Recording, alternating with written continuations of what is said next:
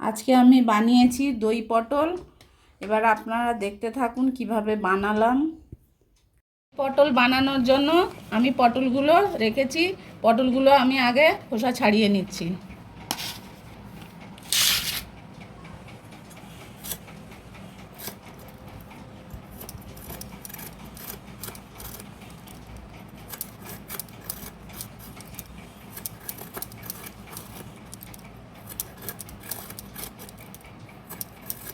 সব পটলগুলো ছাড়ানো হয়ে গেছে। আমি এইভাবে প্রত্যেকটা পটল আমি দুদিকে মুখগুলো এরকম চিড়ে নিয়েছি, যাতে নুন মিষ্টি ঢুকবে মশলা। পটলটা ধুয়ে আমি নুন হলুদ মাখিয়ে নিয়েছি। এবার কড়া গরম করতে দিয়েছি। কড়া গরম হয়ে গেছে, তেল দিয়েছি। তেলটা কিন্তু আমি সর্ষে তেল দিয়েছি, পুরোটা সর্ষে তেলে রান্না করব। পটলটা ভেজে নিচ্ছি।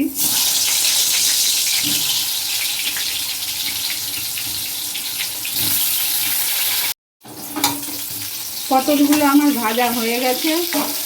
পটলগুলো আমি এবার তুলে নিচ্ছি একে একে।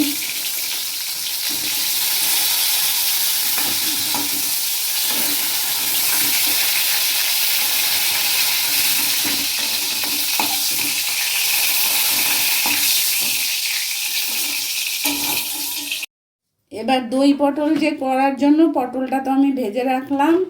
এবার উপকরণগুলো হচ্ছে তেজপাতা, কাঁচা লঙ্কা কুচি, আদা বাটা, হলুদ, টক দই, মেন এটাই টক দই। এখানে গরম মশলা গুঁড়ো করে রেখেছি, চিনি স্বাদ মতো, নুন তো দেবই, একটু ঘি দিয়ে রেখেছি আমি, এই ঘিটা দেখিয়ে নিলাম।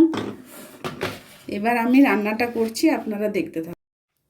এবার ওই ভাজা তেলে আমি লঙ্কার কুচিটা দিলাম।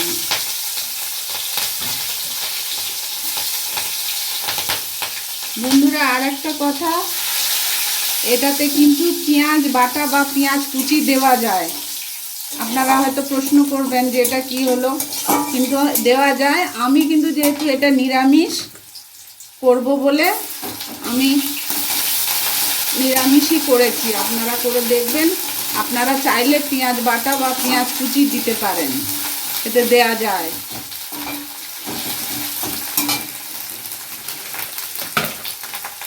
একটু হলুদ দিয়ে দিলাম।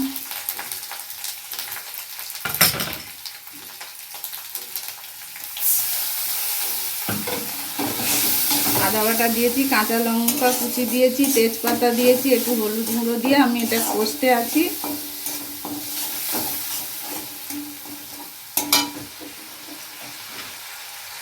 এবার একটু আমি গরম মশলা দিয়ে দিচ্ছি, এক ছিট পরে দেব আমি আবার।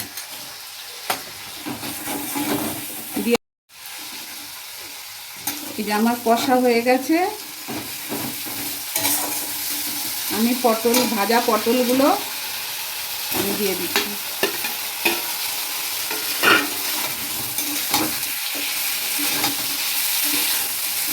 এটা আমি একটু কষে নেব ভালো করে।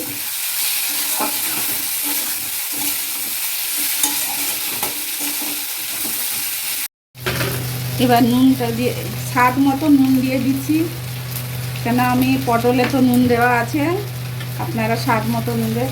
এবার আমি 2 চামচ চিনি দিয়ে দিচ্ছি।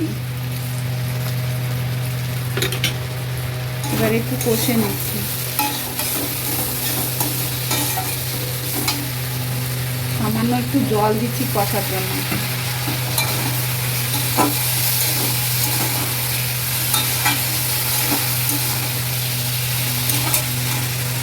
এবার এই যে আমি দইটা রেখেছি, দইটাকে আমি ফেটিয়ে রেখেছিলাম, আর একটু ফেটিয়ে রাখছি।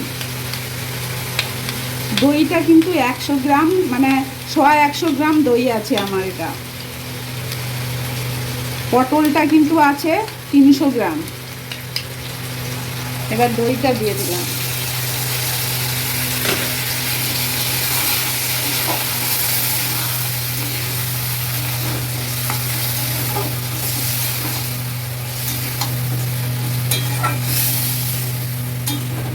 দিয়ে আমি একটু কষে নিলাম, কষা হয়ে যাবে। কষা হয়ে গেলে আমি 2 মিনিটের জন্য আমি এটাকে একটু ঢাকা, যাতে এটা ভালো করে সেদ্ধ হয়ে যাবে। আর ঢাকা দিয়ে এবার সেদ্ধ হয়ে গেছে। এই যে সুন্দর মাখা মাখা হয়ে গেছে, খুব সুন্দর খেতে লাগবে। আমি কিন্তু এটা সম্পূর্ণ নিরামিষ, কেন আমার এখন শ্রাবণ মাস চলছে। আমি সবসময় পেঁয়াজ রসুন আদা দিয়ে করি না। এবার আমার এটা রান্না হয়ে গেছে। আমি খালি এর উপরে গরম মশলা গুঁড়ো দেব। একটু আগে ঘি দিচ্ছি, সামান্য ঘি দিচ্ছি। এই যে একটু ঘি দিয়ে দিলাম। এই যে গরম মশলার গুঁড়োটা আমি একটু ছড়িয়ে দিচ্ছি।